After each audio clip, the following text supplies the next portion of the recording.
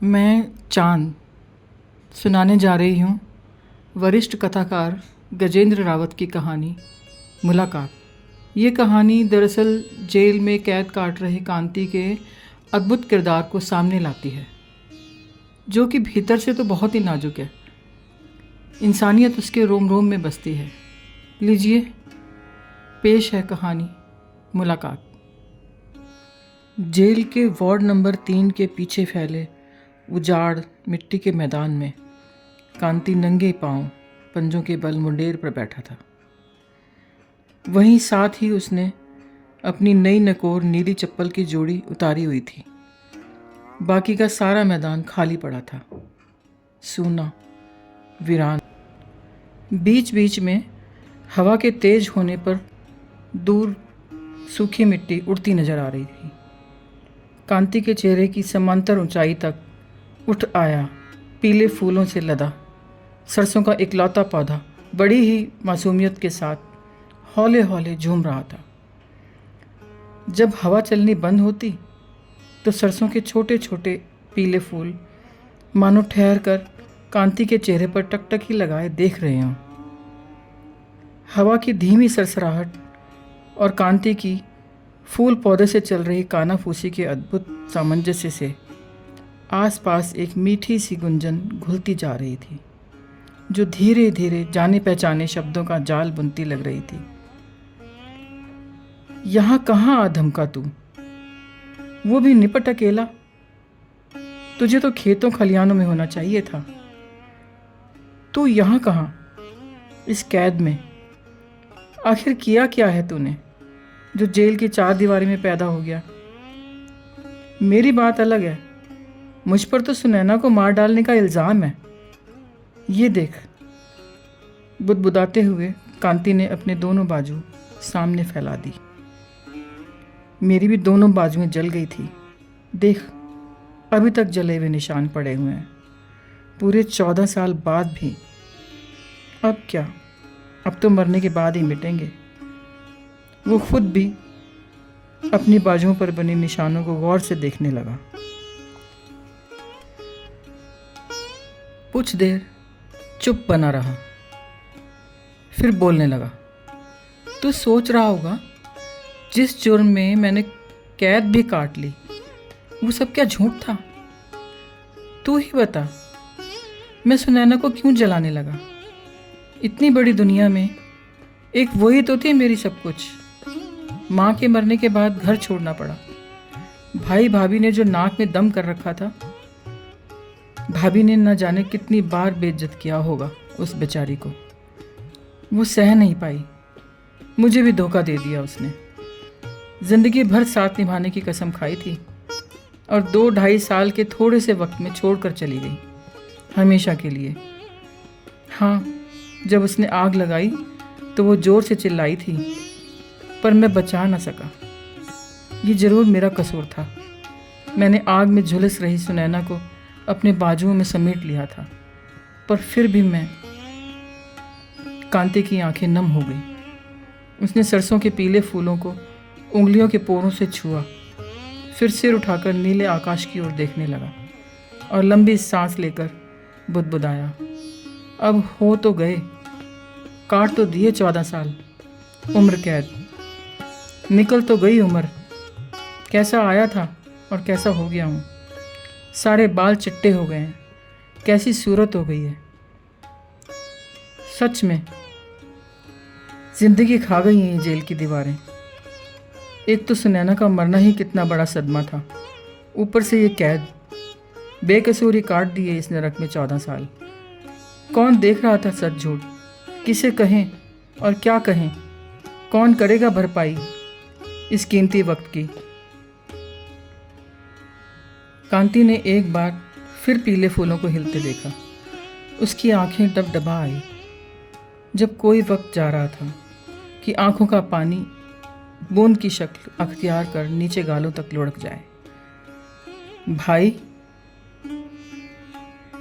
उन प्राकृतिक ध्वनियों से बेमेल एक ध्वनि वहां की हवा में अटपटे तरीके से घुस आई। कांति भाई, किससे बात कर रहे हो?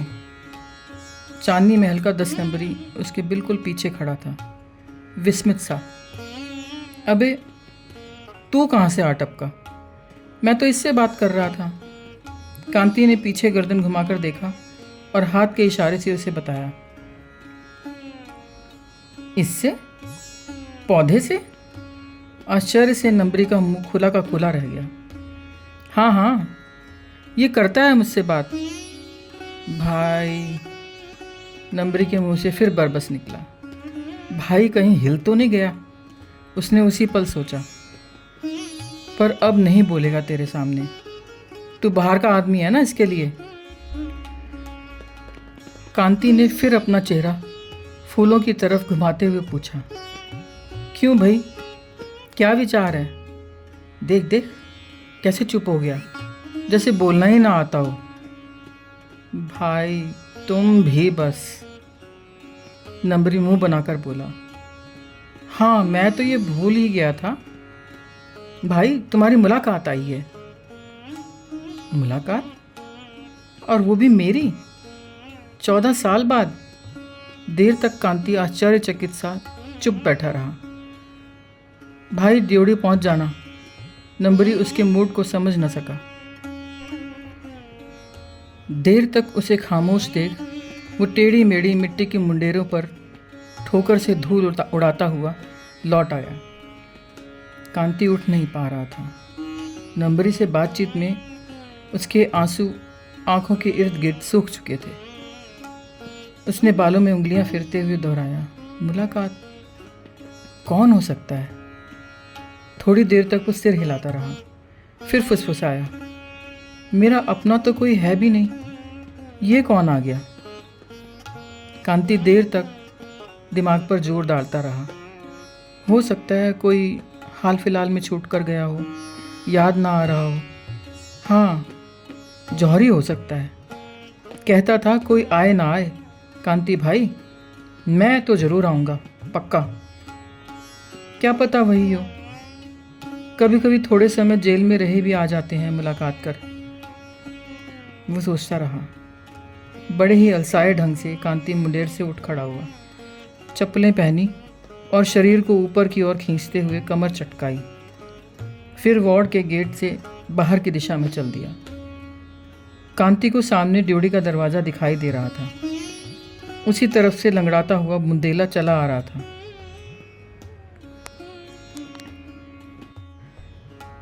पास पहुंचकर थोड़ा रुक कर और गर्दन टेढ़ी कर कांति को देखते हुए वो बोला, आज तो मुलाकात है भाई।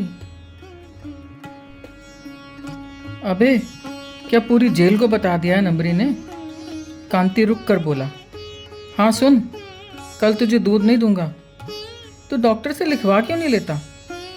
भाई डॉक्टर लिखता ही नहीं है, कहता है अच्छा खासा तो है, तुझे दूध की क्या ज़रूरत है। गाली और देने लगता है। मैं कुछ नहीं जानता, कल से दूध नहीं मिलेगा बस। कांति ने उसे ऊपर से नीचे तक देखते हुए कहा। पर भाई मैं जानता हूँ, बचपन से आना जाना है मेरा इस जेल में। मुझे तुम्हारा पता है, तुम्हारे जैसा आदमी ना अंदर है ना बाहर। देखना सवेरे दूध तुम खुद ही दोगे मुझे बैरक से बुलाकर।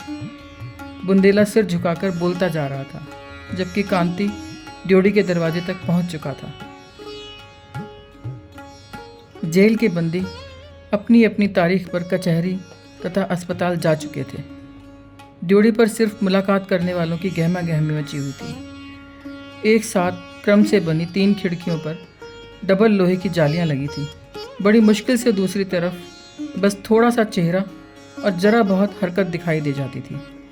इधर की बात उधर पहुंचाने के लिए लगभग चिल्लाना पड़ता था। ड्योढ़ी मुंशी मुलाकात लिस्ट लिए खड़ा था। कांति को देखकर बोला, भाई आपकी भी मुलाकात है। कौन है देखना। कांति लिस्ट वाले कागज पर झुकते हुए बोला, भाई मोंटू है कोई। मुंशी की उंगली कागज पर ऊपर से नीचे चलते चलते एक जगह रुक गई थी। मोंटू। कांति की आंखों में विस्मय और होठों की मुद्रा विकृत हो गई। वो बुदबुदाया, चलो देखता हूँ। 2-3 छोटी सीढ़ियाँ चढ़कर कांति मुलाकात खिड़की तक पहुंच गया। कुछ समझ न आने वाला शोर उस छोटी सी जगह में हर तरफ से उठ रहा था। दूसरी तरफ के चेहरे अस्पष्ट दिखाई दे रहे थे। वो मुलाकात खिड़की से दूसरी ओर झांकने लगा। उधर चेहरे ही चेहरे थे। कौन है भाई मोंटू? वो फुसफुसाया। इतने शोरगुल में धीमी सी फुसफुसाहट का कोई अस्तित्व नहीं था।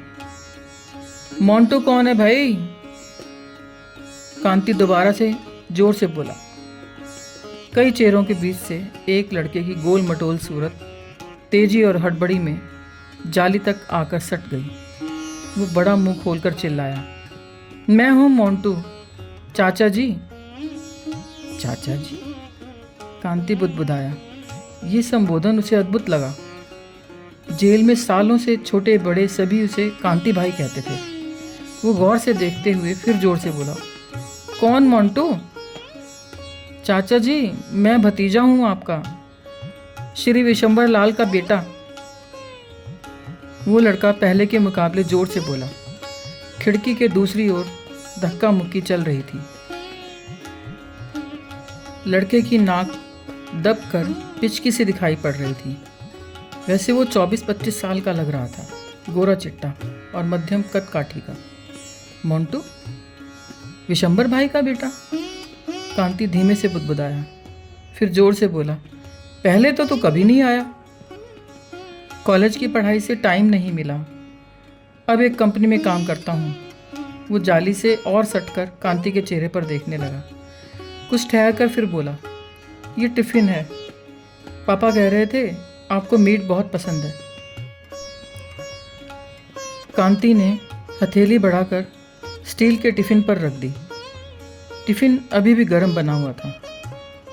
भाई नहीं आया? कांति धीमे से बोला।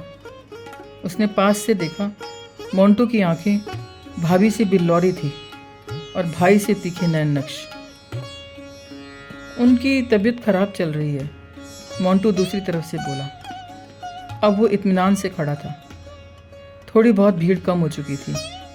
एक लिपटे हुए पॉलीथीन को आगे सरकाते हुए वो फिर बोला, ये स्वेटर है, अभी तो सर्दी है, सुबह शाम पहन लेना, मम्मी ने भेजी है।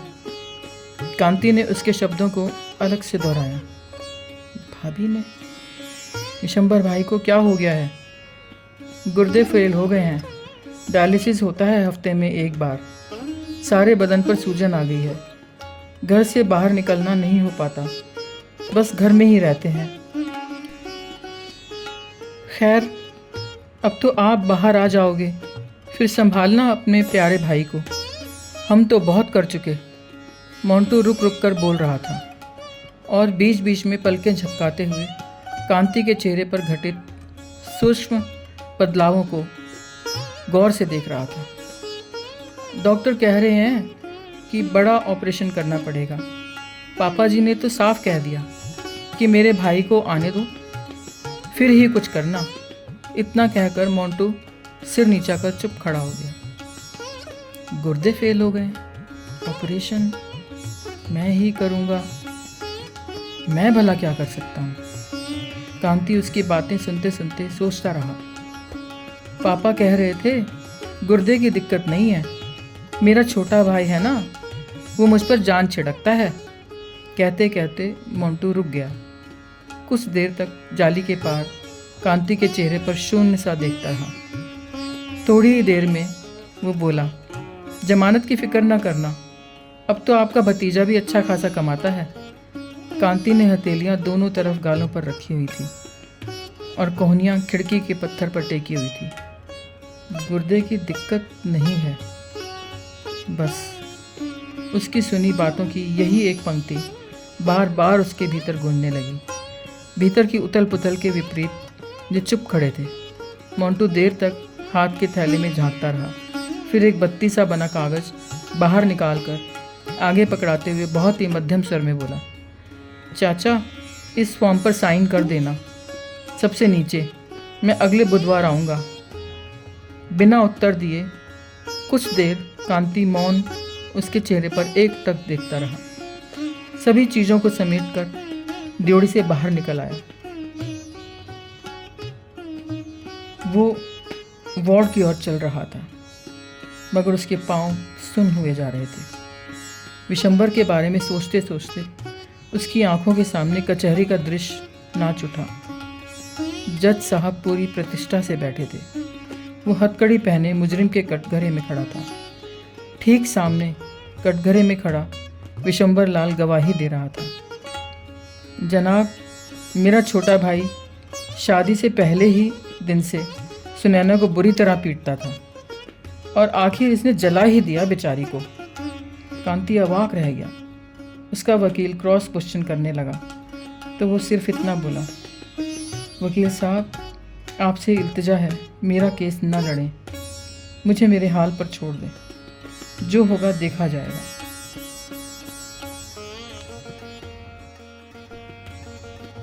वार्ड के गेट के सामने बुंदेले को देखकर उसे आभास हुआ कि वो सेल के पास आ चुका है।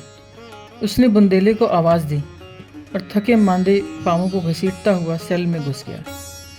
वो भीतर तक पहुँचते पहुँचते इतना अशक्त हो चुका था कि लकड़ी के तख्त पर धम से बैठ गया और हाथ की सारी चीज़ें छोड़ दी। हाँ भाई, ये बुंदेला था जो वहीं झुककर खड़ा था। देर तक कांति नीचे ही देखता रहा। टिफ़िन, पॉलीथीन में लिपटा स्वेटर और गोल किया हुआ कागज़ तख्त पर पड़े थे। उसने बुंदेले की तरफ सिर उठाकर कहा, ले पकड़, ये खाना है, खा लेना, ये स्वेटर है, पहन लेना। बुंदेले ने दोनों चीज़ें हाथ में समेट ली। कुछ देर तक कांति को देखता रहा। बोलने जैसा उसके पास कुछ नहीं था। वो धीमे कदम से सेल के बाहर हो लिया। न मालूम कितनी देर तक कांति उसी मुद्रा में बिना हिले डुले बैठा रहा। कुछ बूंदें उसकी आंखों से गिरी। बहुत देर तक चुप रहने के बाद वो फुसफुसाया, पर बाहर तक शब्द न पहुँचे।